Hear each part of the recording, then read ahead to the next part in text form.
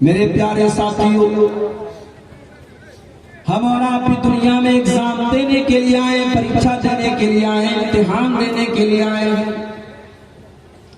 और ये इम्तिहान इतना बड़ा इम्तिहान है, अल्लाह कुरान के 29वें पारे में फरमाता है, तबारकल्लज़ी बियदिहिल मुल्क व हुवा अला कुल्लि शैइन क़दीर।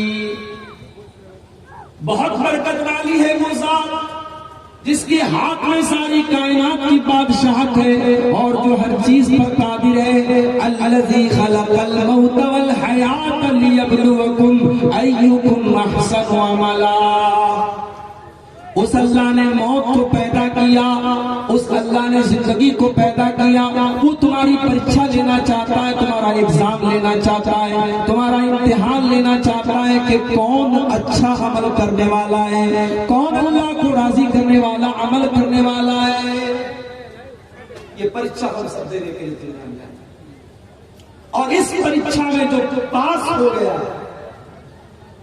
वो कयामत के दिन जन्नत में जाएगा, और इस परीक्षा में जो फेल हो गया वो जहन्नम में जाएगा। हो सकता है दुनिया में एक इंसान बहुत कामयाब हो,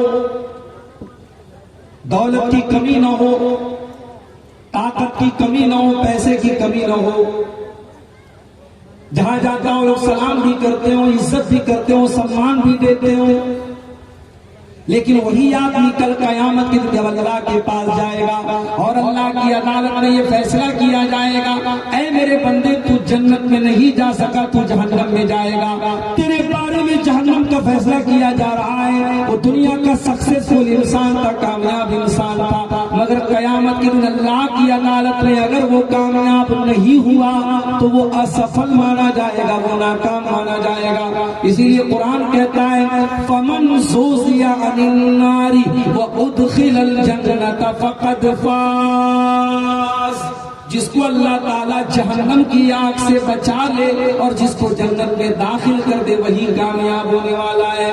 वमल हयातुद दुनिया इल्ला मताउल गुरूर। और ऐ मेरे बंदो, ये दुनिया की जिंदगी तो धोखे का सामान है, धोखेबाज है ये दुनिया।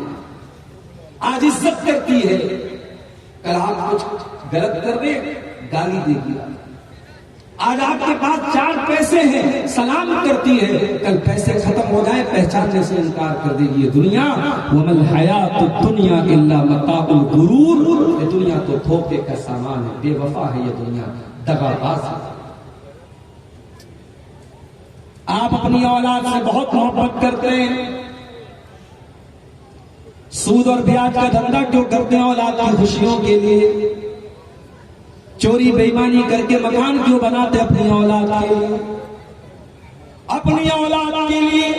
हलाल और हराम को भूल जाने वालों, कल जब तुम मर जाओगे ये औलाद तुम्हारे काम नहीं आएगी, बहुत करेगी, बाप के मरने पर आंसू बहाएगी, तकलीफ का इजहार करेगी, दुखड़ा रोएगी, अपने बाप को कफनाएगी, दफनाएगी, कब्रिस्तान लेकर के जाएगी, कब्र में डालेगी। उसके बाद आपकी औलाद भी मिट्टी दे करके चली आएगी।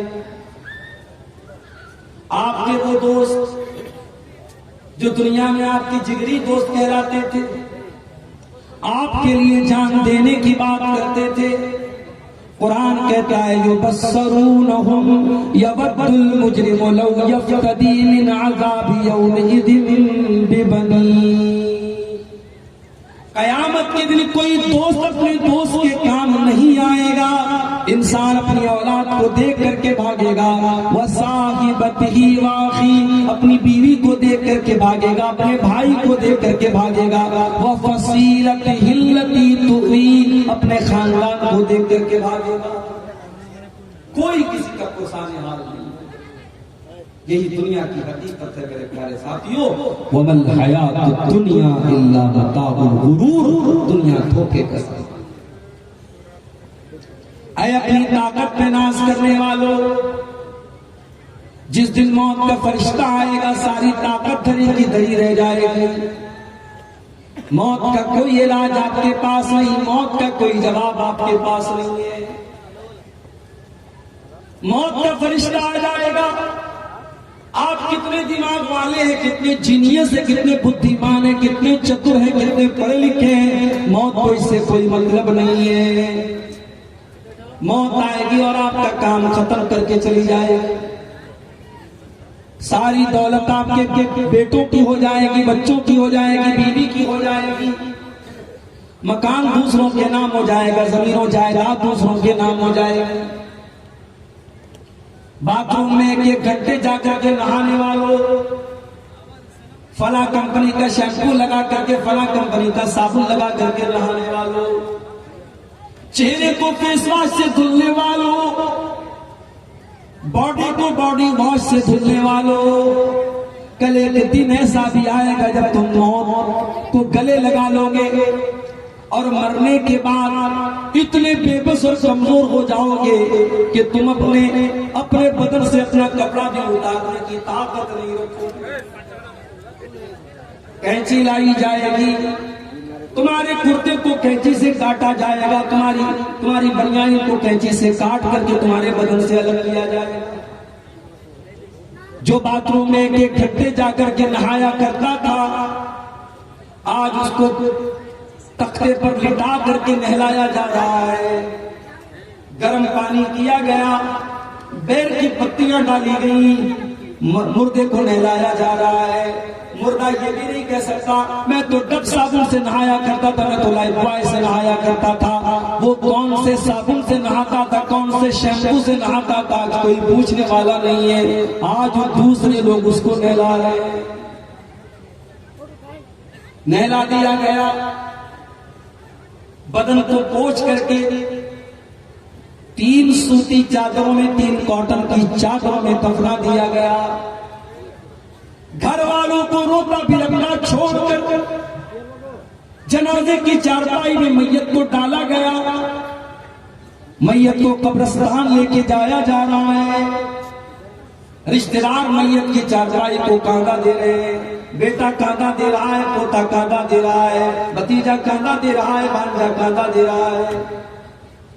जो अपनी स्कॉर्पियो से, अपनी फॉर्च्यूनर से गांव-गांव, नगर-नगर घूमा करता था, आज 4 लोगों के कंधे पर सवार होकर के उसकी चारपाई कब्रिस्तान जा रही है। कब्रिस्तान पहुंच गया, कब्र तैयार है, कब्र में मैयत को उतारा जा रहा है। हाय हाय, जो अपने कमरे में भी कभी 0 वाट का बल्ब बंद करके अंधेरे में नहीं सोया था, आज कब्र में कोई लैंप नहीं, कोई लाइट नहीं, कोई रोशनी नहीं, कब्र में उसको डाला जा रहा है। उसमें जहरीले जानवर भी आ सकते हैं, उसमें सांप और बिच्छू भी आ सकते हैं। उस कब्र के अंदर उसको उतारा जा रहा है। कब्र में उतारा गया, बेटे की आंखों में आंसू है। बेटा अपने बाप से बहुत मोहब्बत करता है, मगर बेटा अपने बाप की कब्र में जाने को तैयार नहीं है। बीवी अपने शौहर से बहुत मोहब्बत करती है। 4 महीना 10 दिन तक बीवी इद्दत गुजारेगी। शौहर का जनाजा जा रहा है, बीवी बहुत रो रही है, मगर बीवी ये नहीं कह सकती ओ लोगों मेरे शौहर के साथ मुझे भी कब्र में लेके चले जाओ। वहां न बीवी काम आएगी, न बच्चे काम आएंगे, न दौलत काम आएगी। वहां आपका ईमान काम आएगा, वहां आपका अमल काम आएगा।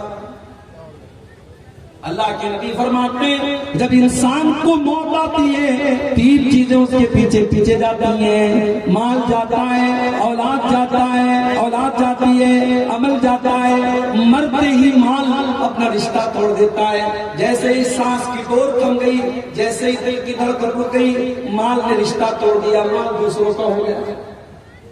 औलाद कब्र तक साथ देती है, लेकिन कब्र में मिट्टी डालने के बाद औलाद भी चली जाती है। अब कब्र में जब मुनकर नकीर आएंगे और आपसे सवाल करेंगे मन रब्बू का, तेरा रब कौन है, मन नबियों का, तेरे नबी कौन है, माँ दीनों का, तेरा दीन क्या है। मेरे प्यारे भाइयों, उस कब्र की तारीकी में इन 3 सवालों का जवाब आपको खुद ही देना पड़ेगा, खुद ही देना। मेरे नौजवानों, ये हीरोगिरी छोड़ दो, ये सड़कों पर तमाशे लगाना छोड़ दो, ये लड़कियों को छेड़ना छोड़ दो, ये बेगैरती और बेहयाई छोड़ दो। कब्र में आपको आपकी नेकियां काम आएगी और आपके गुनाह सजा का सबब बनेंगे। वमल हयातुद दुनिया इल्ला मताउल गुरूर। कुरान कहता है ये दुनिया तो धोखे का सामान है।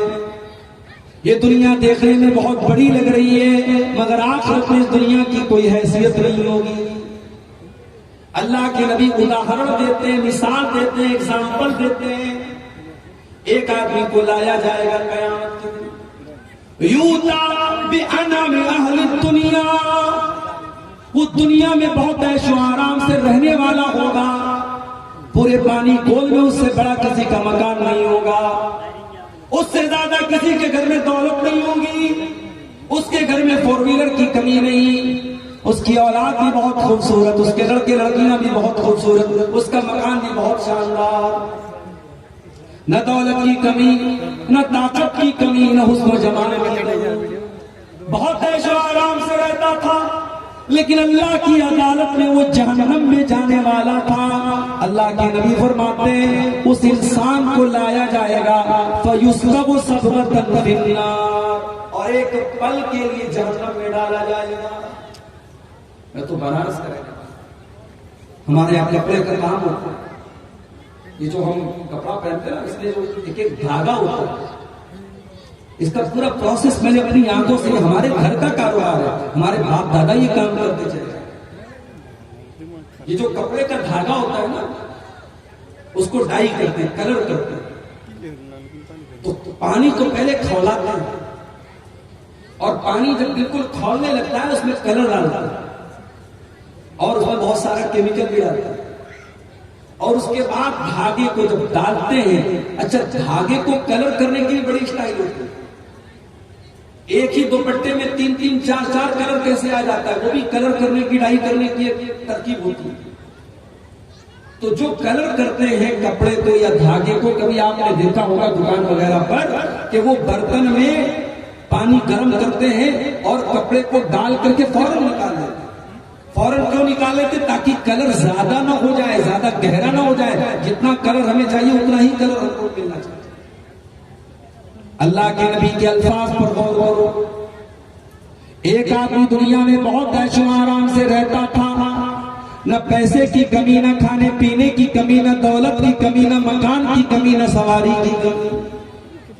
उस इंसान को एक पल के लिए अल्लाह ताला जहन्नम में डालेगा। जिस तरीके से कपड़े की रंगाई करने वाला कपड़े को बर्तन में डाल करके निकाल लेता है, धागे को डाल करके निकाल लेता है, अल्लाह ताला जहन्नम में डाल करके एक पल के लिए निकालेगा। अल्लाह पूछेगा मेरे बंदे, हल रअयत खैरन कत्तु हल मर्र बिका नईमुन कत्तु। ऐ मेरे बंदे, क्या कभी तूने कोई भलाई देखी? क्या कभी तूने कोई नेमत देखी? क्या कभी तूने कोई सुख देखा? क्या कभी तूने कोई खुशी देखी? क्या कभी तूने कोई ऐशो आराम देखा? सारी जिंदगी ऐशो आराम में गुजारने वाला वो इंसान कहेगा, मा रअयतु खैरन कत्तु। ऐ अल्लाह, मैंने कभी कोई भलाई नहीं देखी, मैंने कभी कोई सुख नहीं देखा, मैंने कभी कोई ऐशो आराम नहीं देखा। एक पल के लिए, सिर्फ एक, मैं मिनट भी नहीं कह सकता, मैं सेकंड भी नहीं कह सकता, एक सेकंड का भी कितना हिस्सा था मैं नहीं जानता। एक पल के लिए जहन्नम में डालने के बाद इंसान दुनिया का सारा सुख चैन भूल जाएगा। होटल में खाना बचा हुआ है, जिसको जरूरत है, भूख लगी है, 50 रुपया में पेट भर के खाना है, जिसको जरूरत है वो जाके खा ले। वमल हयातुद दुनिया इल्ला मताउल गुरूर। गौर करो मेरे प्यारे साथियों, आखिरत के मुकाबले में दुनिया की क्या औकात है। इसीलिए अल्लाह के नबी एक दिन सहाबा के साथ जा रहे थे, रास्ते में एक मरी हुई बकरी का बच्चा पड़ा हुआ था। आपने सहाबा से कहा, छोटे छोटे कान वाला बकरी का बच्चा था, मरा हुआ बच्चा था। आपने फरमाया कि कौन इस बकरी के मरे हुए बच्चे को 1 दिरहम में खरीदेगा? सहाबा ने कहा अल्लाह के नबी, ये तो वैसे भी छोटे छोटे काम वाला ऐबदार है और मरा हुआ है, 1 दिरहम की आप बात करते हैं, अगर इसको कोई फ्री में देगा तो भी हम खरीदने को तैयार। क्या जवाब दिया जनाब मोहम्मद रसूलुल्लाह ने, जरा गौर से सुनना मेरे प्यारे साथियों। आपने फरमाया लद्दुनिया अहवनु अलल्लाहि मिन ज़ालिक, है मेरे सहाबा, इस मरे हुए बकरी के बच्चे से भी ज्यादा ये दुनिया अल्लाह की नजर में हकीर है। अल्लाह की नजर में इस मरे हुए बकरी के बच्चे की जो वैल्यू तुम्हारी नजर में है, उससे ज्यादा वैल्यू दुनिया की अल्लाह की नजर में नहीं। और हम और आप दुनिया के लिए मरे जा रहे हैं। हाय दुनिया, हाय दुनिया, दुनिया की औरत, दुनिया की दौलत, दुनिया की ताकत, दुनिया का नशा, दुनिया हमको बर्बाद की हुई है। हजरत उमर के पोते को देखो, सालिम बिन अब्दुल्ला नाम था, हरम में तवाफ करने के लिए जा रहे हैं। उस दौर का बादशाह जिसका नाम हिशाम बिन अब्दुल मलिक था, उसने देखा बहुत भीड़ लगी है, लोग मुसाफा कर रहे हैं, लोग मिलने आ रहे हैं, पूछा कौन है? कहा हजरत उमर के पोते हैं सालिम बिन अब्दुल्ला। हिशाम बिन अब्दुल मलिक भी करीब आया, उसने मुसाफा किया, सलाम किया, कहा ऐ सालिम बिन अब्दुल्ला, ऐ हजरत उमर के पोते, मैं अमीरुल मोमिनीन हूँ, मैं हिशाम बिन अब्दुल मलिक हूँ। ऐ सालिम, अगर कोई चीज की जरूरत हो तो मुझसे मांग लेना। सालिम ने कहा अमीरुल मोमिनीन, खाने काबा के पास खड़ा हूं, अल्लाह के घर के पास खड़ा हूं। ऐ सालिम, मुझे शर्म आती है कि अल्लाह के घर में खड़ा होकर के मैं अल्लाह के सिवा किसी और से कुछ मांगूं, मैं यहां से कुछ नहीं मांग सकता। सालिम ने तवाफ किया, हिशाम ने भी तवाफ किया। तवाफ कंप्लीट करने के बाद जब सालिम बिन अब्दुल्ला हरम के बाहर निकले, हिशाम बिन अब्दुल मलिक ने उनका हाथ पकड़ा, कहा है सालिम, अब तो आप हरम के बाहर आ चुके हैं, आप तो मस्जिद हराम के बाहर आ चुके हैं, सल्लनी हाजतन, अब कोई सवाल करना हो तो मुझसे कर लो, कोई चीज मांगना हो तो मुझसे मांगो। कहा अमीरुल मोमिनीन, क्या मांगू आपसे? दुनिया की कोई चीज मांगू या आखिरत की कोई चीज मांगू? कहा है सालिम, आखिरत की कोई चीज देने के काबिल तो मैं नहीं हूं, हाँ दुनिया की कोई चीज अगर चाहिए तो मैं देने को तैयार हूं। कहा है अमीरुल मोमिनीन, मा सालतु दुनिया मिम्मन यमलिकुहा फकैफ असअलुहा मिम्मन ला यमलिकुहा। ऐ अमीरुल मोमिनीन हिशाम बिन अब्दुल मलिक, मैंने तो दुनिया का सवाल उस जात से भी नहीं किया जो दुनिया की मालिक है, मैंने तो अल्लाह से भी दुनिया का कोई सवाल नहीं किया, मैंने दुनिया की कोई चीज अल्लाह से भी नहीं मांगी, मैं उससे क्यों दुनिया मांगू जो दुनिया का मालिक नहीं है? जो दुनिया का मालिक है अल्लाह तबारक व तआला, मैंने तो दुनिया उससे भी नहीं मांगी है। ऐ हिशाम बिन अब्दुल मलिक, मैं आपसे दुनिया क्यों मांगू? आप तो दुनिया के मालिक भी नहीं है। मेरे प्यारे साथियों, ये हजरत उमर के पोते की सोच है, ये सालिम बिन अब्दुल्ला की सोच है। और आगे बढ़िए, हारून रशीद का दौर है। हारून रशीद के दौर में एक बहुत बड़े आलिम थे जिनका नाम इब्ने सम्माक था। एक मरतबा हारून रशीद इब्ने सम्माक से मिलने के लिए आया। उस दौर के जो उलमा होते थे वो दरबारी नहीं होते थे, बादशाह की चापलूसी नहीं करते थे, बादशाह का चप्पल नहीं उठाते थे। आज आप देख लो, हुकूमत कोई फैसला करती है तो हुकूमत के जो चमचे हैं वो हुकूमत की तारीफों के पुल बातें कि बहुत अच्छा फैसला किया।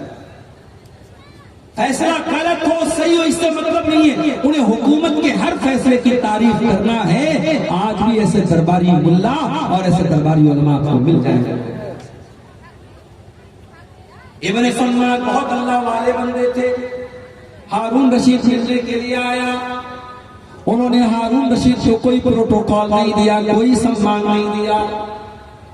हारून रशीद ने कहा, इब्ने सम्माक, आप इस दौर के बहुत बड़े आलिम हैं, मुझे कुछ नसीहत कर दीजिए, मुझे कुछ समझा दीजिए, मुझे प्यार से कुछ बातें बता दीजिए।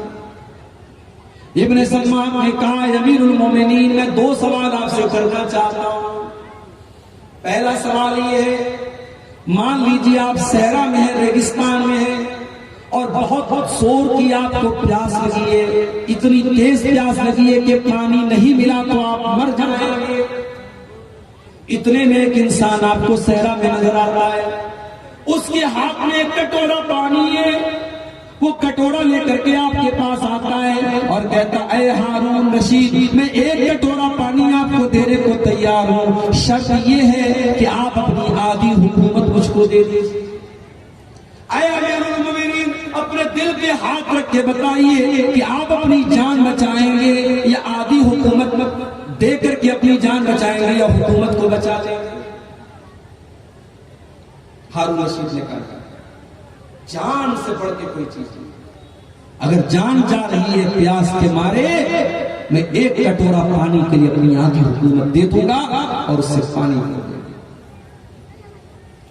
कहा, अमीरुल मोमिनीन, पानी आपने पी लिया, अब वो पानी आपकी बॉडी में, आपके शरीर में जाकर के फंस गया, पेशाब का रास्ता बंद हो गया, पेशाब नहीं हो रहा है, आप तकलीफ से बेचैन हैं, पेशाब की नाली जाम है, पेशाब नहीं निकल रहा है, आपको इतनी तकलीफ है कि अगर आपको पेशाब नहीं हुआ तो आप तड़प तड़प करके मर जाएंगे। इतने में एक इंसान आता है और कहता, ऐ हारून रशीद, मेरे पास ऐसी दवा है, मेरे पास ऐसा तरीका है, मैं आपको वो दवा दे दूंगा, आपका पेशाब जो फंसा हुआ है, आपके बदन में जो पानी फंसा हुआ है वो बाहर निकल जाएगा, आपको रिलैक्स मिल जाएगा, आपको आराम मिल जाएगा, मगर शर्त ये कि आपको अपनी आधी हुकूमत मुझको देना पड़ेगा। ऐ हारून रशीद, अब सच्ची बताना कि आप अपनी जान बचाएंगे या आप हुकूमत बचाएंगे। कहा, अगर ऐसी सिचुएशन आ जाए, ऐसी कंडीशन आ जाए, जान का खतरा आ जाए, अगर पेशाब नहीं हुआ तो मेरी जान चली जाएगी, ऐसी सूरत में मैं आधी हुकूमत दे करके अपनी जान बचा दूंगा। कहा, अमीरुल मोमिनीन, आज के बाद इस हुकूमत पर कभी नाज मत करना। ऐ अमीरुल मोमिनीन हारून रशीद, अपनी हुकूमत पर कभी नाज मत करना, आपकी हुकूमत की हैसियत एक कटोरा पानी और पेशाब के चंद कतरे से ज्यादा नहीं है, इस हुकूमत की वैल्यू इससे ज्यादा नहीं है।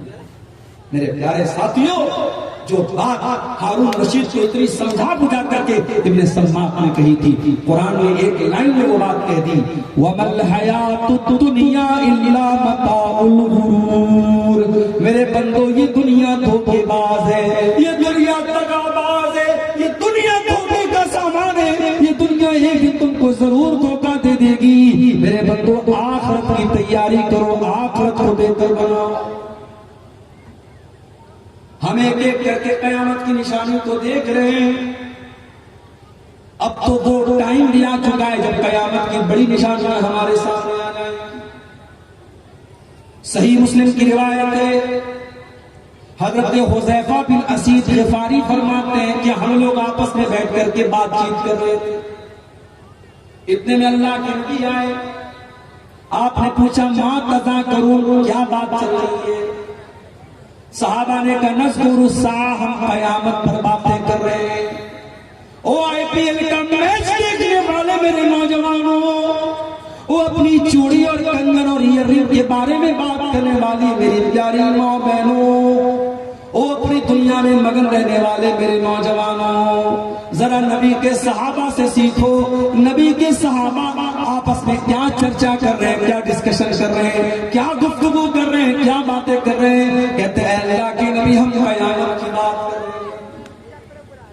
सहाबा कयामत की बात करते हैं, हम कब कयामत की बात करते हैं?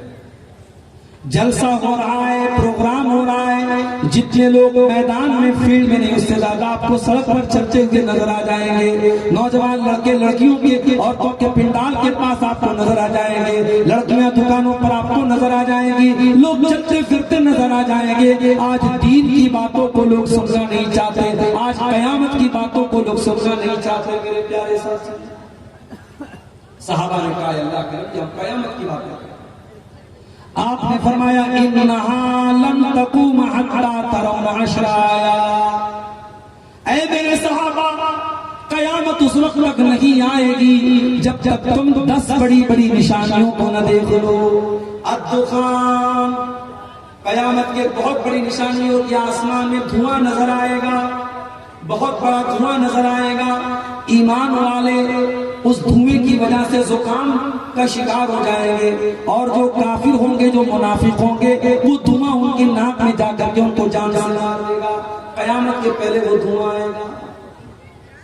वह दज्जाल, और काना दज्जाल आएगा, जो एक इंसान होगा, लंबा चौड़ा होगा, घुंघराले बाल वाला होगा, एक आंख का काना होगा, माथे पर काफारा लिखा होगा, मक्का मदीना में दाखिल नहीं हो पाएगा।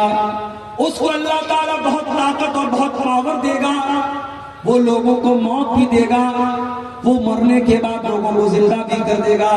उसके पास नकली जन्नत भी होगी, नकली जहन्नम भी होगी। जो लोग उसके ऊपर उसकी बात मान करके उसकी जन्नत में जाएंगे, वो हकीकत में जहन्नम में जाएंगे, और जो उसकी जहन्नम में जाएंगे, वो हकीकत में जन्नत में जाएंगे। बहुत बड़ा फितना इस उम्मत का दज्जाल। इसीलिए अल्लाह के नबी अपनी हर नमाज में क्या दुआ करते थे?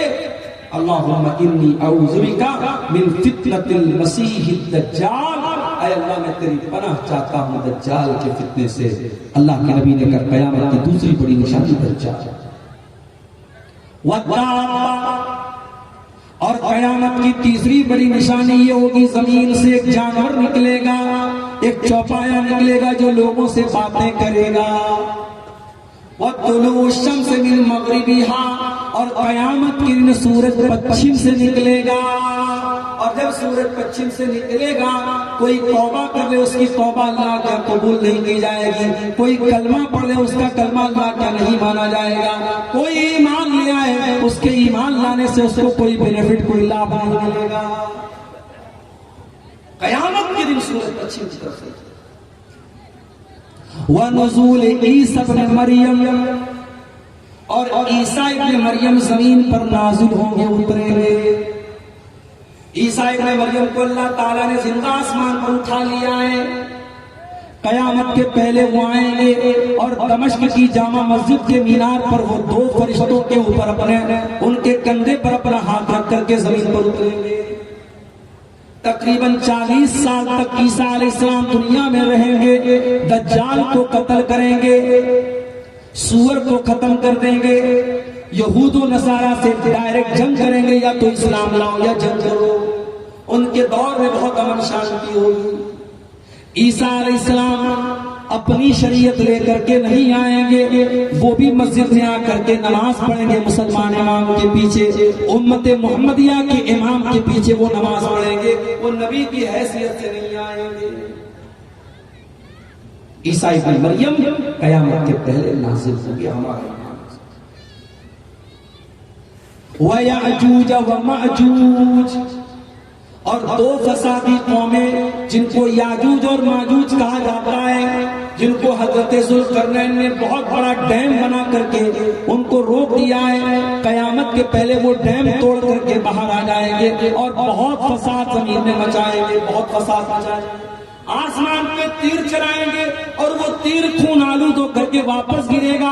वो बहुत बड़े बड़े नदियों का पानी अकेले पी जाएंगे, बहुत जुल्म सितम करेंगे। तब ईसा अलैहिस्सलाम उनके लिए बद्दुआ करेंगे। आसमान से परिंदे आएंगे और कीड़े आएंगे, जो उनके गर्दन पर गिरेंगे, उनकी मौत हो जाएगी। फिर उनकी बदबू से पूरी जमीन भर जाएगी। फिर ईसा अलैहिस्सलाम अल्लाह ताला से दुआ करेंगे, तो उनकी लाश और उनका बचा कुचा जो भी डेड बॉडी होगी, अल्लाह ताला उसको जमीन से उठा लेगा।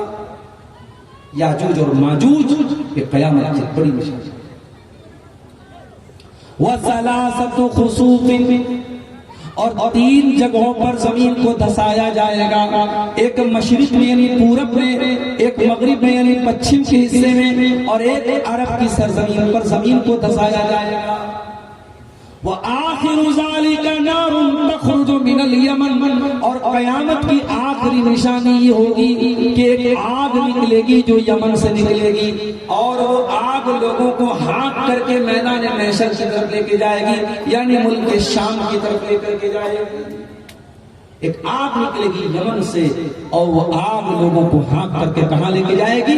मैदान महशर की तरफ, यानी मुल्क की शाम की तरफ लेके जाएगी। ये कयामत की 10 बड़ी निशानियां अल्लाह के नबी ने हदीस में। कयामत की और भी बहुत सारी निशानियां अल्लाह के नबी ने बयान की। जंगे तबूक का मौका था, हजरत औफ बिन मालिक कहते हैं मैं अल्लाह के नबी के पास आया। अल्लाह के प्यारे नबी एक चमड़े के खेमे में बैठे हुए थे। आपने उंगली से इशारा करके फरमाया ओ सिक्तन बैना यदै सा, ऐ औफ इब्न मालिक कयामत के पहले 6 निशानियों को गिन लेना, 6 चीजों को गिन लेना।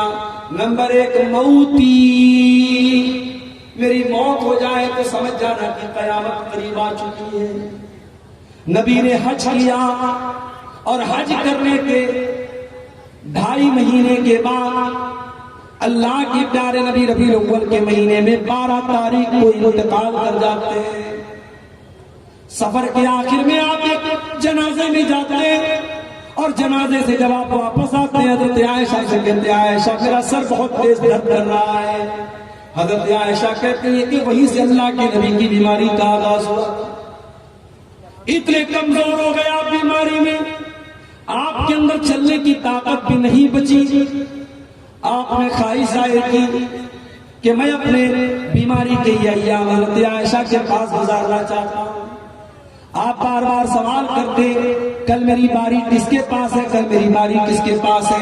बीवियां समझ गई, सबने कहा अल्लाह के नबी आप जिसके पास रहना चाहते हैं रह सकते, हमें कोई एतराज नहीं है। आप हजरत अली ने एक तरफ हाथ पकड़ा, हजरत अब्बास ने एक तरफ हाथ पकड़ा और सहारा दे करके आपको हुजरे आयशा में लेकर के आए और बीमारी के अय्याम आपने हुजरे आयशा में गुजारे। उसी बीमारी के अय्याम जब अल्लाह के नबी बहुत तकलीफ महसूस कर रहे थे, एक दिन आपने सर पर पट्टी बांधी, मिंबर पर आकर के खुतबा दिया और खुतबे में आपने फरमाया इन्नी फरतुकुम अलल हौस, ऐ लोगों मैं तुमसे आगे अल्लाह के पास जाने वाला हूं और हौज़े कौसर में मेरी तुमसे मुलाकात होगी। ऐ लोगों मेरे बाद काफिर न बन जाना, एक दूसरे की गर्दन न मारने लगना, मेरे बाद एक दूसरे के दुश्मन न बन जाना। जब तक आप सेहत की हालत में रहे, मस्जिद में आते रहे, नमाज पढ़ाते रहे। जब बहुत ज्यादा बीमार हो गए, आखिरी नमाज आपने जुमेरात के दिन मगरिब की नमाज पढ़ाई। उसके बाद जब इशा का टाइम आया, हजरत बिलाल ने अजान दी, इकामत का टाइम आया, हजरत बिलाल आए। आपने पूछा असल्लन्नास, क्या लोगों ने नमाज पढ़ ली है बिलाल? कहा नहीं है अल्लाह के नबी, लोग आपका इंतजार कर रहे हैं। आपने कहा पानी लाओ, पानी लाया गया। आपने गुस्ल किया, गुस्ल करने के बाद आप खड़े हुए लेकिन बेहोश होकर के गिर पड़े। फिर होश आया, आपने पूछा कि क्या लोगों ने नमाज पढ़ ली? नहीं है अल्लाह के नबी, लोग आपका इंतजार कर रहे हैं। आपने फिर गुस्ल किया, फिर खड़े हुए, फिर जाने लगे, फिर बेहोश होकर के गिर पड़े। 3 बार ऐसा हो गया। आप समझ गए अब जाने की ताकत नहीं है। आपने कहा कि जाओ अबू बकर से कहो वो लोगों को नमाज पढ़ाए। हजरत आयशा कहती है मुझे थोड़ा सा डर पैदा, मुझे ऐसा लगा कि नबी बीमार है और नबी के मुसल्ले पर मेरे बाप खड़े होंगे, अच्छा मैसेज नहीं जाएगा, अच्छा संदेश नहीं जाएगा। मैंने कहा अल्लाह के नबी किसी और को इमाम बना दीजिए, मेरे बाप को। मैंने कहा अल्लाह के नबी इन्ना अबा बकरिन रजुलुन नसीफुन, मेरे अब्बा अबू बकर बड़े कमजोर दिल के हैं, बहुत जल्दी रोने लगते हैं, वो नमाज नहीं पढ़ा पाएंगे, आप किसी और को इमाम बना दीजिए। आपने बड़े गुस्से में फरमाया कि खबरदार, अल्लाह ताला को कोई और मंजूर नहीं है, उसके रसूल को कोई और मंजूर नहीं है और ईमान वालों को कोई और मंजूर नहीं है। जाओ अबू बकर से कहो वो लोगों को नमाज पढ़ाए। 17 टाइम की नमाजें अल्लाह के नबी की जिंदगी में जनाब अबू बकर सिद्दीक रज़ी अल्लाह तआला ने पढ़ाई। शनीचर का दिन आया, अल्लाह के नबी को अपनी तबीयत थोड़ी बेहतर महसूस हुई, मस्जिद में आए, खुतबा दिया। खुतबे में आपने फरमाया ऐ लोगों, अल्लाह ताला अपने एक बंदे को इख्तियार दे रहा है, चॉइस दे रहा है। क्या है मेरे बंदे, तू चाहे तो दुनिया ले ले और चाहे तो तू मेरे पास आ जा, चाहे तो तू दुनिया की दौलत ले ले, दुनिया का ऐशो आराम ले ले, और चाहे तो तू मेरे पास आ जा। फख्तारा मांगिन लहू, तो अल्लाह के उस बंदे ने दुनिया को ठुकरा करके अल्लाह के पास जाना कबूल कर लिया। अभी इतना आपने कहा था, अबू बकर सिद्दीक सारो कतार रोने लगे और कहने लगे मेरे माँ बाप आप पर कुर्बान हो, ऐ अल्लाह। साहबा कहते हैं बड़ी हैरत हुई, अबू बकर को क्या हो गया है, ये क्यों रो रहे हैं? अल्लाह के नबी तो एक कॉमन बात कर रहे हैं, काम बात कर रहे हैं, ये अबू बकर को क्या हो गया, अबू बकर क्यों रो रहे हैं? बाद में हमें पता चला कि अबू बकर हम में सबसे समझदार इंसान थे। अल्लाह के नबी किसी और के लिए अपनी बात कर रहे थे और आप ये इशारा दे रहे थे कि बहुत जल्दी आप अल्लाह के पास जाने वाले हैं। उसी खुतबे में आपने फरमाया कि ऐ लोगों, मेरे ऊपर सबसे ज्यादा अगर किसी ने एहसान किया है अपने माल के जरिए, अपने सोबत के जरिए, तो अबू बकर ने किया है। मस्जिद में जितने लोगों के खिड़की दरवाजे हैं, सबके दरवाजे बंद कर दिए जाएं सिवाय अबू बकर के। इतवार का दिन, इंतकाल के एक दिन पहले सारे हथियार वगैरह अपने मुसलमानों को वक्फ कर। आजकल वक्फ का बड़ा मसला चल रहा है। आने वाले दौर में आपका कब्रिस्तान, आपकी मस्जिद, आपका मदरसा अगर कागज आपके पास मजबूत नहीं है, नाजायज कब्जा कर दिया जाए। इसलिए अपने कागज को बहुत मजबूत करो, अपनी तहरीर को मजबूत करो। वक्फ अगर कोई चीज है तो उसको कागज के एतबार से बहुत मजबूत करो। अल्लाह के नबी ने अपना सारा हथियार, तलवार वगैरह मुसलमानों को वक्फ कर दी। आपके घर में 7 दीनार रखे थे, आपने सदका कर दिया। रात में आपके घर में चिराग जलाने के लिए तेल नहीं था, पड़ोसी से उधार मांगा गया। सोमवार का दिन आया, आपने अपने नवासे हसन हुसैन को बुलाया, उनको चूमा, उनको प्यार किया। आपकी बेटी फातिमा आपसे मिलने के लिए आई, बाप को तकलीफ में देखा, कहा कि वाह कर बाबा, है मेरे अब्बा जान की तकलीफ।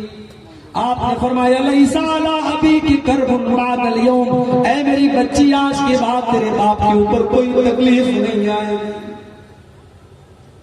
सोमवार के दिन फजर का टाइम आया, मस्जिद में फजर की नमाज अदा हो रही है। अबू बकर सिद्दीक नमाज पढ़ा रहे, सहाबा पीछे नमाज पढ़ रहे हैं। अल्लाह के नबी को अपनी तबीयत थोड़ी बेहतर महसूस हुई। आप बिस्तर से उठे, आपने दरवाजे का पर्दा हटाया, सामने सहाबा नमाज पढ़ रहे हैं, अबू बकर नमाज पढ़ा रहे हैं। ये मंजर देख करके अल्लाह के नबी के चेहरे पर मुस्कुराहट आ गई, आप मुस्कुराने लगे। सहाबा अपने नबी से इतनी मोहब्बत करते थे, नमाज की हालत में उनको महसूस हो गया कि अल्लाह के नबी अपने दरवाजे पर खड़े हैं और हमें देख करके मुस्कुरा रहे हैं। सहाबा ताली बजाने लगे, सहाबा इशारा करने लगे, ऐ अबू बकर पीछे चले आओ, इमाम कायनात आ चुके हैं, इमामुल अंबिया आ चुके हैं, जनाब मोहम्मद रसूलुल्लाह आ चुके हैं, ऐ अबू बकर तुम पीछे चले आओ। हजरत अबू बकर को भी समझ में आ गया, वो पीछे हटने लगे। अल्लाह के नबी ने इशारा किया कि नहीं, ऐ अबू बकर नमाज को कंटिन्यू करो, नमाज को तुम पढ़ाओ, और उसके बाद आपने पर्दे पे वापस बराबर। ये आखिरी दिन था जनाब मोहम्मद रसूलुल्लाह की हयात में। जैसे जैसे चास का टाइम चलता चला जा रहा है, दिन चलता चला जा रहा है, मोहम्मद रसूलुल्लाह की तकलीफ बढ़ती चली जा रही है। आप कहते हैं आयशा, मैंने खैबर में जो गोश्त खाया था, उस गोश्त में जहर मिला करके उसको दिया गया था। ऐ आयशा, मैं आज भी उस गोश्त के जहर का असर अपने अंदर महसूस करता हूँ। ऐसा लगता है कि मेरी अतड़ियां कट जाएंगी। आपकी बेटी फातिमा आपसे मिलने के लिए आई, आपने उनके कान में कोई बात बताई, वो हंसने, वो रोने लगे। फिर आपने कोई बात उनके कान में बताई, वो हंसने लगे। हजरत आयशा ने पूछा हजरत फातिमा से क्या बात है? कहा कि मेरे अब्बा का राज है, मैं आपको अभी नहीं बता सकती हूँ। जब अल्लाह के नबी का इंतकाल हो गया, बाद में हजरत आयशा ने पूछा, कहा कि अम्मी जान, जब मैं अपने अब्बा के पास आई थी, मेरे अब्बा ने मेरे कान में कहा था कि ऐ मेरी बेटी, मैं बहुत जल्द दुनिया से जाने वाला हूँ और मेरे अहले बैत में सबसे पहले अगर कोई मुझसे मिलेगा तो तुम मिलोगी। ये सुन करके मैं रोने लगी। फिर मेरे अब्बा ने मेरे कान में कहा कि ऐ मेरी बच्ची, क्या तू इस पर खुश नहीं है? अमा तरज़ीन अन तकूनी सय्यदत निसाई अहलिल जन्नह, क्या तू इस पर खुश नहीं है कि तू तमाम जन्नती औरतों की सरदार बनेगी? ये सुन करके मुझे हंसी आ गई, मैं मुस्कुराने लगी। अल्लाह के प्यारे नबी ने अपनी बेटी को ये दो मैसेज। जैसे जैसे दिन चढ़ता चला जा रहा है, मोहम्मद रसूलुल्लाह की तकलीफ बढ़ती चली जा रही है। आपके बगल में एक कटोरे में पानी रखा हुआ था, आप वो पानी अपने चेहरे पर डालते थे और कहते थे अल्लाहुम्मा इन्नी अला सकरातिल मौत, आय अल्लाह तू मौत की सख्तियों पर मेरी मदद फरमा। हजरत आयशा कहती हैं मैं मौत की सख्ती को नापसंद करती थी, मगर जब मैंने अल्लाह के नबी के ऊपर मौत की सख्तियों को देखा, मैं समझ गई कि मौत की सख्ती कोई खराब चीज नहीं है। मैं अपने नबी को मौत की सख्तियों में देख करके मेरा नजरिया बदल गया। आपने अपने दोनों हाथ उठाए और आपने कहा अल्लाहुम्मा अलहिक़नी बिर्रफ़ीक़िल आला, आय अल्लाह मुझे रफीक आला के साथ मिला ले, मुझे नबियों के साथ मिला दे, मुझे सिद्दीकीन के साथ मिला दे, मुझे शुहदा के साथ मिला दे, मुझे सालिहीन के साथ मिला दे। ये कहते हुए अल्लाह के प्यारे नबी की रूह आपके बदन से निकल गई और आपके दोनों हाथ जमीन पर आ गए और अल्लाह के नबी सल्लल्लाहु अलैहि वसल्लम का इंतकाल हो गया। इन्ना लिल्लाहि व इन्ना इलैहि राजिऊन। ये अल्लाह के नबी की वफात का मुख्तसर सा वाक़या जो मैंने आपके सामने पेश किया है, ये भी क़यामत की बहुत बड़ी निशानी है। आपने फरमाया कयामत के पहले 6 निशानियां होंगी, उसमें पहली निशानी मौत ही, मेरी मौत होगी, मेरा इंतकाल होगा। वह फतह बैतुल मक़दिस और बैतुल मुक़द्दस फतह कर लिया जाएगा। हजरत उमर के दौर में सन 16 हिजरी में बैतुल मुक़द्दस मुसलमानों के कंट्रोल में आ गया, बैतुल मुक़द्दस फतह हो गया, बैतुल मुक़द्दस मुसलमानों के कब्जे में आ गया। जो आज यहूदियों के कब्जे में है, हजरत उमर के दौर में ये बैतुल मुक़द्दस मुसलमानों के कब्जे में आ चुका। कयामत की तीसरी निशानी आपने फरमाया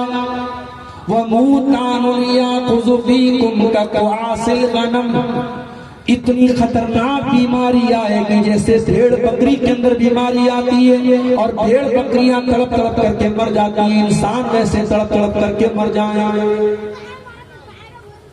सन 18 हिजरी में मुल्क के शाम में बीमारी फैली थी, इसको अमवास, ताउन अमवास कहा जाता है। उस बीमारी में 10,000 से ज्यादा सहाबे किराम इंतकाल कर गए थे। उस बीमारी की तरफ अल्लाह के नबी ने इशारा किया कि कयामत के पहले से बीमारी आए।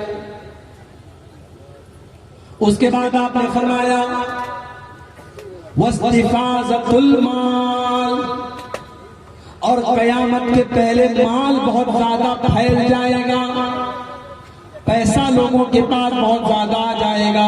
हत्ता युतर रजुल मिअता दीनारिन व यज़ल्लु साक़ितन, एक इंसान को 100 दीनार दिया जाएगा तब भी नाराज आएगा। 100 दीनार, 100 सोने के सिक्के की वैल्यू भी उसकी नजर में कुछ नहीं होगी।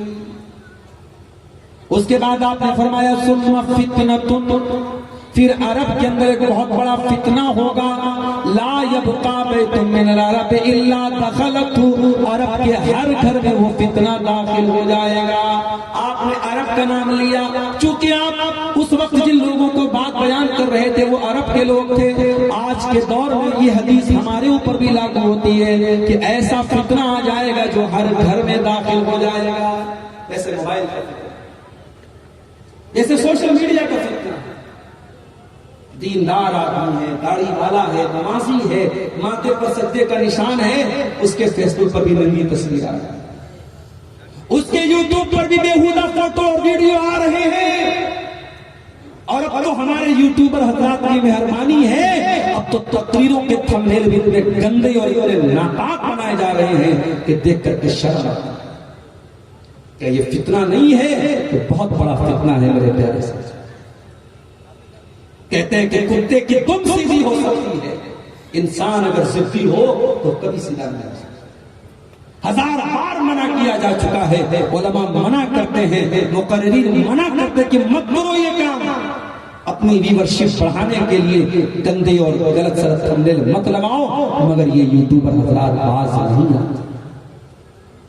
अभी इसी कटिहार का एक यूट्यूबर मेरी एक तकरीर पर उसने थंबनेल लगाया, मैंने वक्फ बोर्ड के बारे में कुछ, वक्फ बिल के बारे में कुछ बातें बोली थी तकरीर, उसने थंबनेल लगा दिया नीतीश कुमार का फोटो, मोदी जी का फोटो और कई नेताओं का फोटो लगा करके उसने बिल्कुल गलत मैसेज दे दिया मेरी तकरीर का। और बाद में इंडिया न्यूज वाले ने भी उस क्लिप को चलाया, ये मौलाना भड़का रहा है मुसलमान।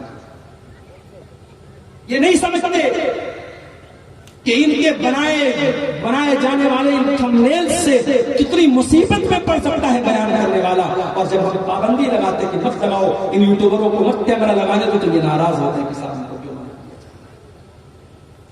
अल्लाह हम सबको सही समझ दे मेरे प्यारे साथियों। आज मोबाइल भी इस दौर का बहुत बड़ा फितना हो चुका है। नबी ने फरमाया ऐसा फितना पैदा होगा, हर घर में दाखिल हो जाएगा। हर लड़का इस्तेमाल करेगा, हर लड़की इस्तेमाल करेगी, 70 साल का बूढ़ा इस्तेमाल करेगा, 5 साल का बच्चा इस्तेमाल करेगा। आज देखो सब इस्तेमाल कर रहे हैं। उसके बाद आपने फरमाया कयामत की निशानी ये भी होगी, सुम्मा हुदनतुन तकूनु बैनकुम व बैन बनिल अस्फर, तुम्हारे दरमियान और रोमियों के दरमियान सुलह होगी। फिर रूमी गद्दारी करेंगे और तुमसे लड़ने के लिए बहुत बड़ी फौज लेकर के आएंगे। 12 अलग अलग झंडों वाली फौज लेकर के 12 कंट्री के लोग तुमसे लड़ने के लिए आएंगे और हर झंडे के नीचे 80,000 की फौज होगी, यानी लाखों की फौज तुमसे मुकाबला करने के लिए आएगी। अब इस हदीस का क्या मतलब है? बहुत सारी लड़ाइयां लड़ी जा चुकी है, हो सकता है आने वाले दौर में भी कोई ऐसा दौर आए जब इस तरीके से बहुत बड़ी फौज मुसलमानों के खिलाफ जंग करे। हो सकता है उसकी तरफ इशारा किया गया हो। अल्लाह के नबी ने इस हदीस में कयामत की 6 निशानियां, कयामत की निशानी ये भी है कि नबी के इशारे पर चांद 2 टुकड़े हो जाएगा। कयामत करीब आ चुकी है, जब चांद फट करके 2 टुकड़े हो चुका है। जब मक्का के काफिरों के कहने पर नबी ने उंगली से इशारा किया था और चांदनी रात का पूरा चांद 2 टुकड़े हो गया था और एक चांद का टुकड़ा पहाड़ी के एक तरफ नजर आया और एक टुकड़ा एक तरफ नजर आया। और हिंदुस्तान के एक राजा ने भी वो मंजर देखा था जो बाद में ईमान ले आया था। तारीख में, इतिहास में ये भी बताता है कि चांद के जब 2 टुकड़े हुए तो भारत की सरजमीन से एक राजा ने देखा था, इसका नाम राजा दीबल लिखा है मौरखीन ने, और वो सिंध का राजा था जो बाद में ईमान में ले आया था। मेरे प्यारे साथियों, चांद का 2 टुकड़े होना ये भी कयामत की निशानी है। कयामत की निशानी ये भी अल्लाह के नबी ने बयान फरमाई। जिहालत बहुत ज्यादा फैल जाएगी, इल्म उठा लिया जाएगा। आज इल्म कैसे उठ रहा है आप देख लीजिए। मदरसे में पढ़ाने वाले टीचरों की कमी है, मदरसे में पढ़ने वाले बच्चों की कमी है। ना हमारे बच्चे मदरसों में पढ़ना चाहते हैं, ना अच्छी सलाहियत वाले मदरसों में पढ़ाना चाहते हैं। आज ये मदरसे जो चल रहे हैं, अगर ये मदरसे भी बंद हो गए, कल कौन आपको कुरान पढ़ाएगा, कौन आपको हदीस पढ़ाएगा? मेरे प्यारे भाइयों, अगर ये मदरसे भी बंद हो गए, कल आपके बच्चों को, कल आपकी आने वाली नस्लों को कुरान पढ़ाने वाला कोई नहीं बचेगा। आपके मरने पर कोई जनाजा पढ़ाने वाला नहीं होगा, आपकी बच्ची की निकाह पर कोई निकाह पढ़ाने वाला नहीं होगा। जाहिल लोग निकाह पढ़ाएंगे, जाहिल लोग नमाज पढ़ाएंगे, जाहिल लोग जनाजा पढ़ाएंगे। जाहिलों का दौर आज आप देख रहे हैं। अब तो माशाल्लाह एआई का दौर आ गया। आईफोन आपके पास है, उसमें एआई है। श्री बताओ ईशा की नमाज में कितनी रकातें, श्री आपको बता देगी ईशा में कितनी। सैमसंग का फोन आपके पास है, उसमें जेमिनी के नाम से एआई का ऐप है। जेमिनी बताओ वुजू का तरीका क्या है, वो बता देगी जेमिनी आपको वुजू का तरीका।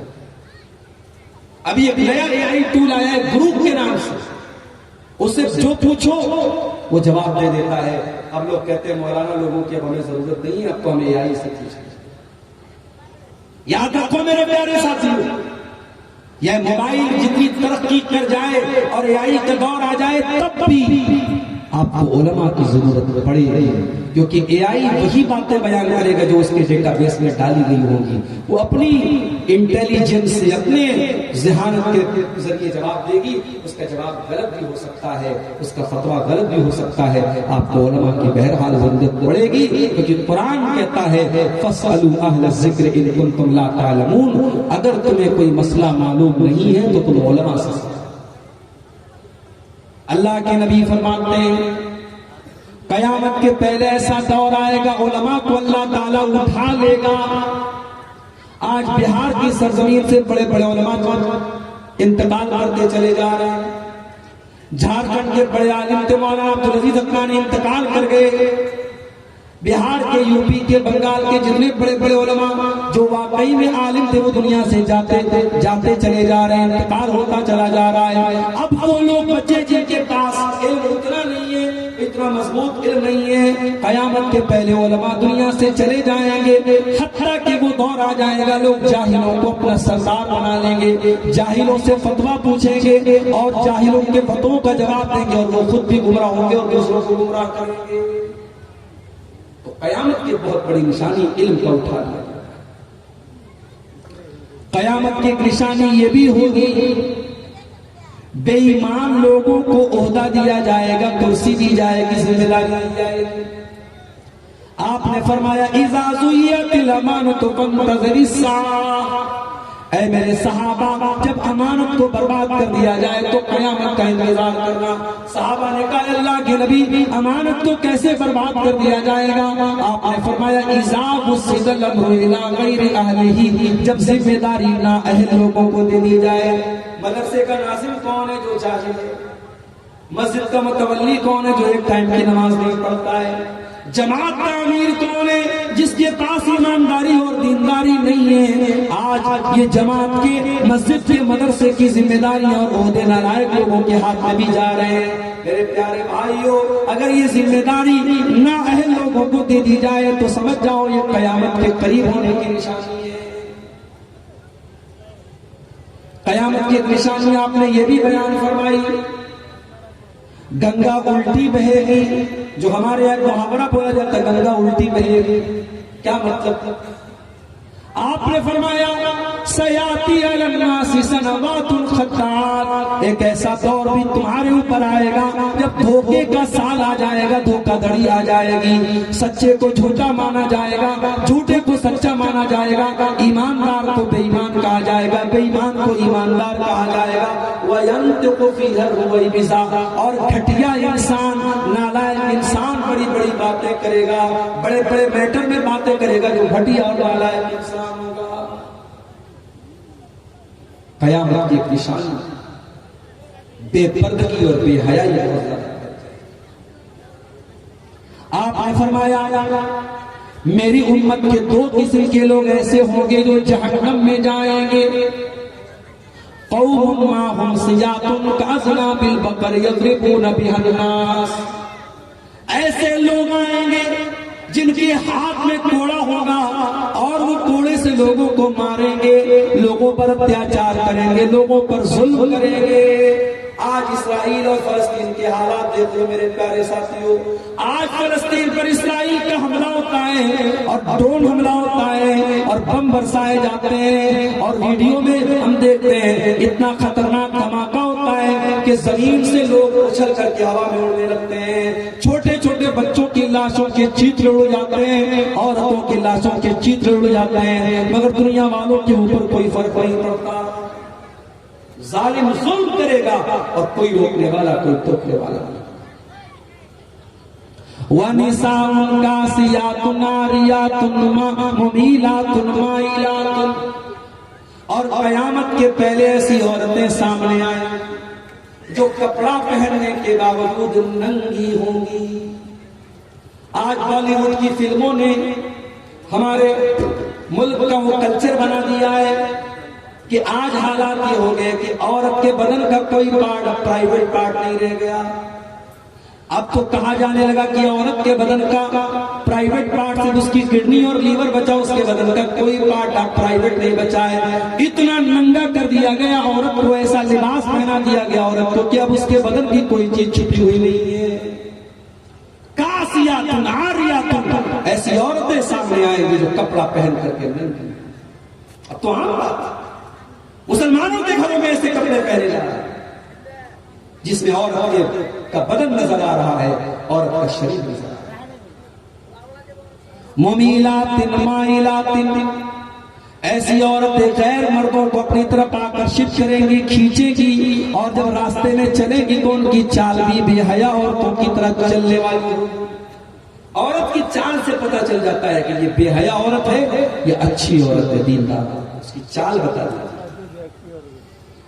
रूसुहुन्ना कास्निमतिल बुख्तिल माइला, उनका हेयर स्टाइल ऐसा होगा जैसे ऊंट का कोहान होता है। ला यदखुलुल जन्नह, ऐसी औरतें जन्नत में नहीं जाएंगी, और जन्नत में जाना तो बहुत दूर की बात है। वला यजिदना रिहा, ऐसी औरतें तो जन्नत की खुशबू भी नहीं पाएंगी। कयामत की एक निशानी अल्लाह के नबी ने यह भी बयान फरमाई, कि माँ अपने बच्चे को जन्म नहीं देगी, बल्कि माँ अपनी मालकन को जन्म देगी। यानी जो औलाद पैदा होगी वो माँ बाप पर हुकूमत करेगी। बेटी माँ पर हुक्म चलाएगी, बेटा बाप पर हुक्म चलाएगा।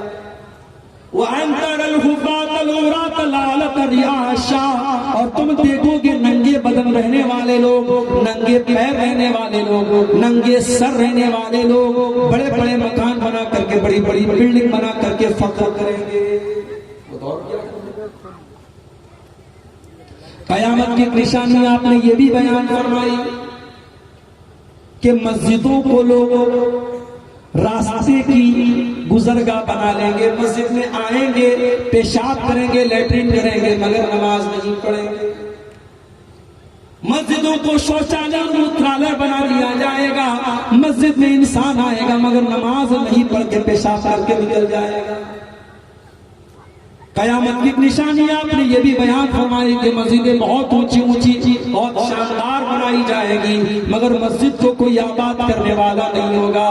मस्जिद तो बना ली शब भर में ईमान की हरारत वालों ने, मन अपना पुराना पापी था, बरसों में नमाजी बन न सका। कयामत की निशानी आपने ये भी बयान फरमाई, खुल्लम खुल्ला पब्लिक प्लेस पर, सार्वजनिक स्थल पर रेप किया जाएगा। अभी बनारस में पिछले महीने की न्यूज है, पिछला महीना भी मैं ज्यादा बताऊं, अप्रैल के शुरू की न्यूज है। एक लड़की के साथ 23 लड़कों ने 7 दिन में रेप किया। 7 दिन तक 23 लड़कों ने एक लड़की के साथ। दुनिया कहां जा रही है मेरे प्यारे? हालात ये हैं, शादीशुदा औरत अपने पति को धोखा देती है, शौहर नेवी में काम करता है, उसका चक्कर किसी और के साथ चलता है, अपने आशिक के साथ मिलकर के अपने पति का कत्ल करती है, अपने शौहर का कत्ल करती है, और शौहर की बॉडी के टुकड़े टुकड़े करके ड्रम में भरती है और सीमेंट से पैक करती है, और अपने आशिक के साथ शिमला और मनाली घूमने निकल जाती है। हम तो वो दौर देखते हैं, प्यार मोहब्बत जैसे ढकोसला बन गया है, सब हवस और शरीर को पाने की तलब और वासना, उससे बढ़ते कुछ नहीं है मेरे प्यारे।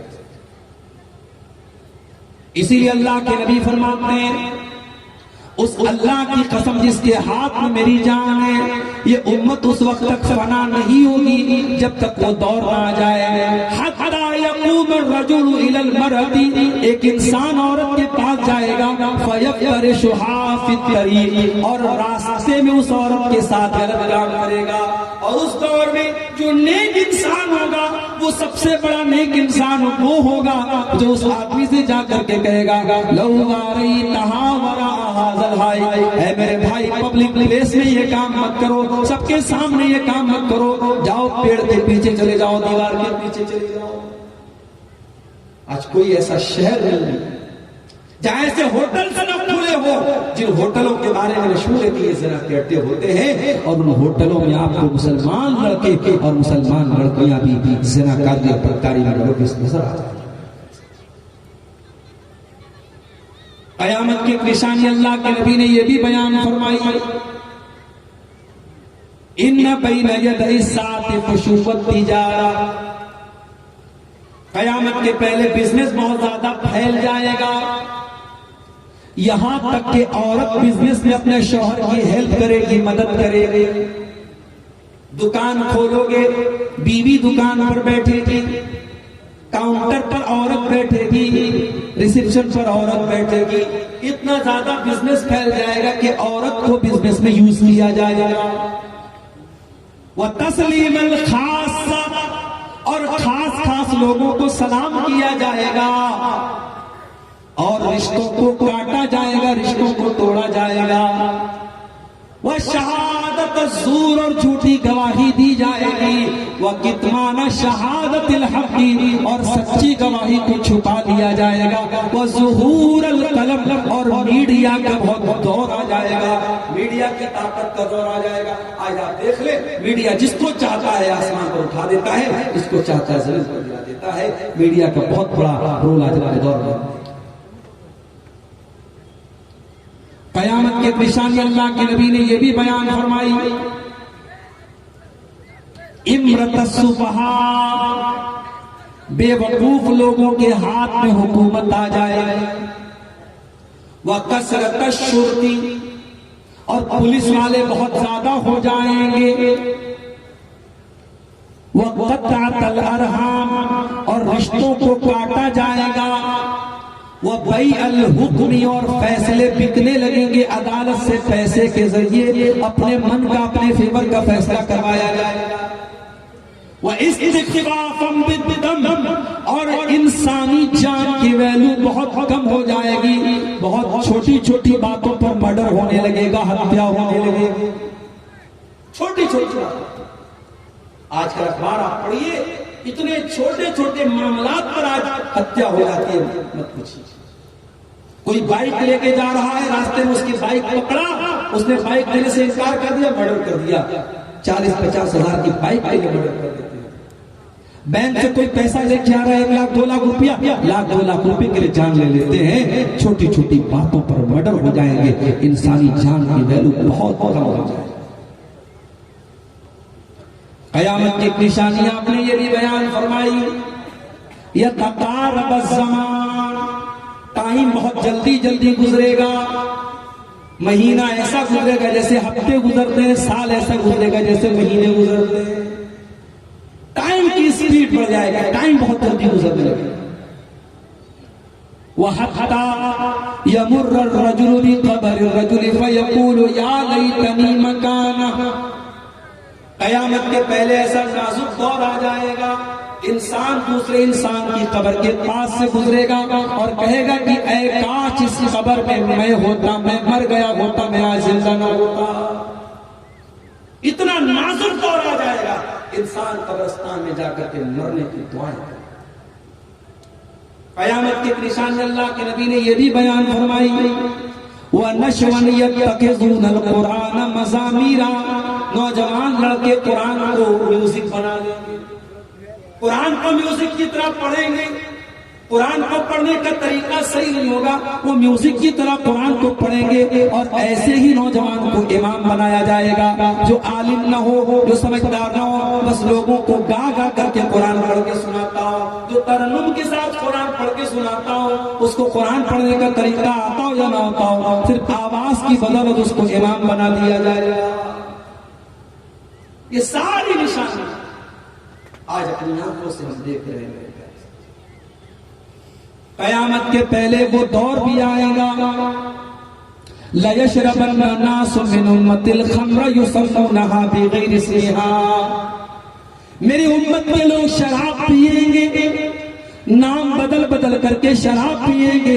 कोई विस्की बोलेगा, कोई रम बोलेगा, कोई बियर बोलेगा, कोई दारू बोलेगा, शराब का नाम बदल बदल के शराब को पिया जाएगा। वयस्तहिल्लुल वयस्तहिल्लून अल-हिरा वल-हरीर, और रेशम को लोग हलाल समझने लगेंगे। रेशम का कपड़ा मुसलमान मर्द पहनेगा, और ज़िनाकारी को लोग हलाल कर लेंगे, ज़िना करने लगेंगे। और उनके सरों के ऊपर नाचने गाने वालियां नाचेंगी गाएंगी। आज ईयरफोन लगा करके, हेडफोन लगा करके गाना सुना जा रहा है। नबी की हदीस को सामने रखो, नबी ने उसी की तरफ इशारा किया। उनके सरों के ऊपर नाचने गाने वालियां नाचेंगी गाएंगी।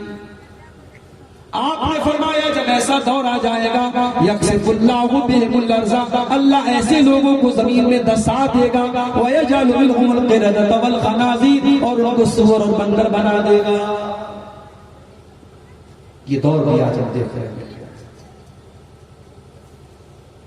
कयामत के पहले कैसा दौर भी आएगा, हलाल और हराम को लोग भूल जाएंगे। याती अलन्नासी ज़मानुन ला युबालिल मरउ बिन ऐना खज़ल माल, एक ऐसा जमाना आएगा लोग परवाह करना छोड़ देंगे, माल कहां से कमा रहे हैं। ड्रीम 11 से पैसा कमाया जाएगा। अभी मैं कोई वीडियो देख रहा था, कम से कम 10 बार ड्रीम 11 का प्रचार कि अब तो ड्रीम 11 पर हर हफ्ते लखपति बनाया जाता है। अब आईपीएल का मैच हो रहा है, अब हमारे नौजवान सोचते हैं यार लखपति बनने का मौका मिला है, कौन चूकेगा। अब लखपति बनने के लिए ड्रीम 11 खेला जाता है। सट्टेबाजी, जुआ, सूदखोरी, हरामखोरी आज मुसलमान कर रहा है। नबी ने इशारा किया था कयामत के पहले के दौर में। मेरे अजीजों, मेरे प्यारे साथियों, नबी ने जितनी पेशेनगोइयां की थी, जितनी भविष्यवाणियां की थी, जितनी निशानियां बताई थी, 100% आज वो सारी निशानियां हमारे सामने से समझ में आ रही है, नजर आ रही है। अगर इन निशानियों को देखने के बाद भी हमारे दिल में कयामत का डर पैदा नहीं होता और हम कयामत की तैयारी नहीं करते, इसका मतलब कि ईमान बहुत कमजोर हो चुका है। मस्जिद के आगे या सामने से गुजरने पर क्या कहना चाहिए?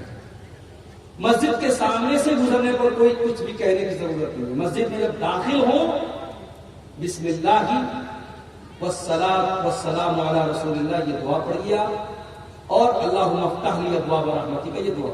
मस्जिद में जब दाखिल होकर, मस्जिद के सामने से गुजरने पर या मस्जिद के आगे से गुजरने पर कुछ भी पढ़ने की जरूरत नहीं।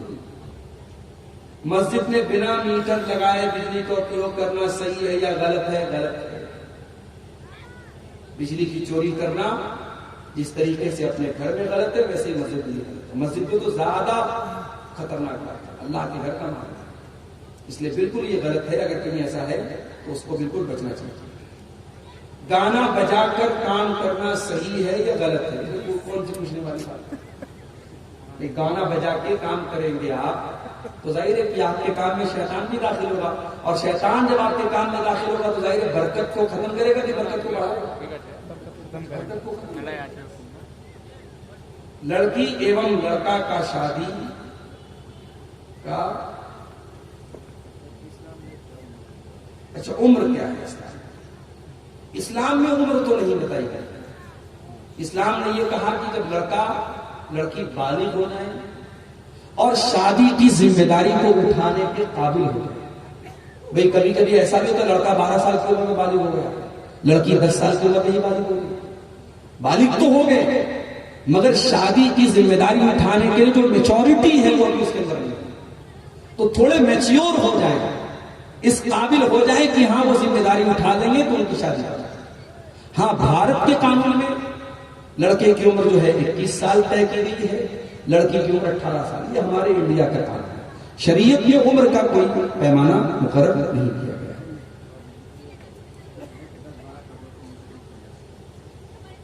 क्यों कब्र को क्यों मुंतकिल करना चाहते हैं? वजह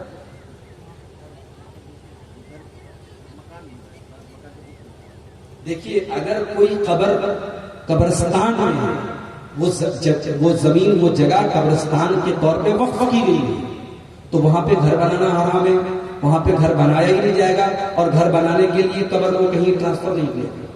हाँ, अगर किसी के मकान में कब्र बना दी गई और वहां जरूरत पड़ गई उस मकान को बनाने की, तो वहां उस कब्र को ट्रांसफर किया जा सकता है। वल्लाहु आलम बिस्सवाब। या इसी तरीके से अगर कहीं मस्जिद के अंदर कब्र है पहले से पता नहीं था, बाद में मालूम है कि कब्र मस्जिद के अंदर कोई कब्र है। तो चूंकि कब्र के ऊपर मस्जिद और मस्जिद के ऊपर कब्र बनाना जायज नहीं है, तो मस्जिद के अंदर से भी उस कब्र को ट्रांसफर करके कब्रिस्तान में लेके जाया गया। तो ये चंद बातें मैंने कयामत की निशानी के ताल्लुक से आपके सामने रखी हैं। मैं लगातार अभी इधर सफर भी हो रहे हैं, रातों में जागना, फिर सुबह क्लास भी करना, फिर अगले सफर पे निकल जाना। कभी सुबह का नाश्ता नहीं मिला, कभी दोपहर का खाना नहीं मिला, ऐसे ही जिंदगी गुजर रही है, सफर हो रहे हैं। अल्लाह ताला से दुआ हम करते हैं, अल्लाह ताला जो भी कोशिशें हो रही हैं अल्लाह उनको कबूल फरमाए। रब्बुल आलमीन हमारे यहाँ मिलने बैठने को, जमा होने को कबूल फरमाए। कयामत की निशानियों पर जो चंद बातें आज मैंने आपके सामने रखी हैं, अल्लाह इन बातों से हम सबको नसीहत हासिल करने की तौफीक अता फरमाए। अल्लाह हम सबको कयामत की तैयारी की तौफीक अता फरमाए। मदरसा अनुवारुल उलूम जिस इदारे की तरक्की के लिए आज का ये प्रोग्राम हुआ है, अल्लाह इस इदारे को मजीद तरक्की अता फरमाए। इस इदारे में पढ़ने वाले बच्चों को अल्लाह दीन का खादिम बनाए। जिन भाइयों की मेहनत से आज का ये जलसा मुनक़िद हुआ है, अल्लाह उनकी मेहनत को कबूल फरमाए, उनके माल में, उनके अहवाल में बरकत पैदा फरमाए। जब तक अल्लाह ताला में दुनिया में जिंदा रखे, इस्लाम पर जिंदा रखे और हम सब का खात्मा ईमान पर हो। आमीन व आखिर दावाना अल्हम्दुलिल्लाहि रब्बिल आलमीन। अस्सलामु अलैकुम व रहमतुल्लाहि व बरकातुहू। धीरे धीरे कोई के देखते हैं,